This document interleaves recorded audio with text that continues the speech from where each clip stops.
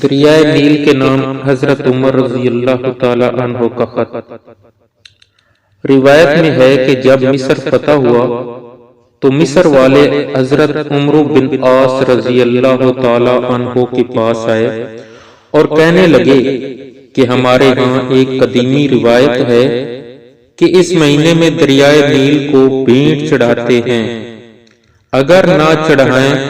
تو دریا میں پانی نہیں آتا۔ ہم ایسا کرتے ہیں کہ اس مہینے کی 12ویں تاریخ کو ایک کنواری لڑکی کو لیتے ہیں جو اپنے ماں باپ کی اکلوتی اولاد ہو، اس کے والدین کو دے دلا کر رضامند کر لیتے ہیں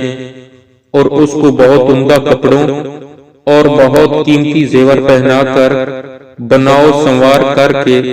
اس کو دریائے نیل میں ڈال دیتے ہیں تو اس کا پانی چڑھتا ہے، ورنہ پانی چڑھتا ہی نہیں۔ سپاہ سالار اسلام حضرت عمرو بن عاص رضی اللہ تعالی عنہ فاتح مصر نے جواب دیا کہ یہ ایک جاہلانہ اور احمقانہ رسم ہے، اسلام اس کی اجازت نہیں دیتا۔ اسلام تو ایسی عادتوں کو مٹانے کے لیے آیا ہے، تم ایسا ہرگز نہیں کر سکتے۔ وہ باز رہے، دریائے نیل کا پانی نہ چڑھا،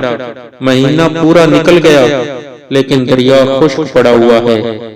لوگ تنگ آ کر ارادے کرنے لگے کہ مصر کو چھوڑ دیں، یہاں تک کہ بود و باش ترک دیں۔ اب فاتح مصر کو خیال گزرتا ہے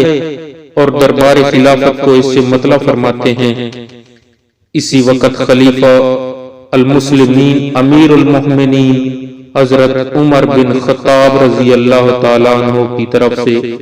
جواب ملتا ہے کہ آپ نے جو کیا اچھا کیا، اب میرا یہ خط ڈال دو۔ حضرت عمر بن عاص رضی اللہ تعالیٰ عنہ نے اس پرچے کو نکال کر پڑھا تو اس میں تحریر تھا کہ خط ہے خدا تعالیٰ کے بندے امیر المؤمنین عمر رضی اللہ تعالیٰ عنہ کی طرف سے اہل مصر دریائے نیل کی طرف، بعد حمد و صلوات کے مطلب یہ ہے کہ اگر تو اپنی طرف سے اور اپنی مرضی سے چل رہا ہے تو خیر نہ چل، اور اگر اللہ تعالی و قہار تجھے جاری رکھتا ہے تو ہم اللہ سے مدد مانگتے ہیں کہ وہ تجھے رواں کر دے۔ یہ پرچہ لے کر حضرت امیر عسکر نے دریائے نیل میں ڈال دیا۔ ابھی ایک رات بھی گزرنے نہ پائی تھی کہ دریائے نیل میں 16 ہاتھ گہرائی کا پانی چلنے لگا، اور اسی وقت مصر کی خشک سالی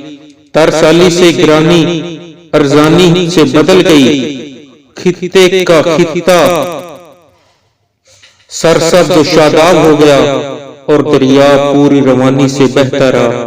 اس کے بعد سے ہر سال جو جان چڑھائی جاتی تھی وہ بچ گئی اور مصر سے اس ناپاک رسم کا ہمیشہ کے لیے خاتمہ ہو گیا۔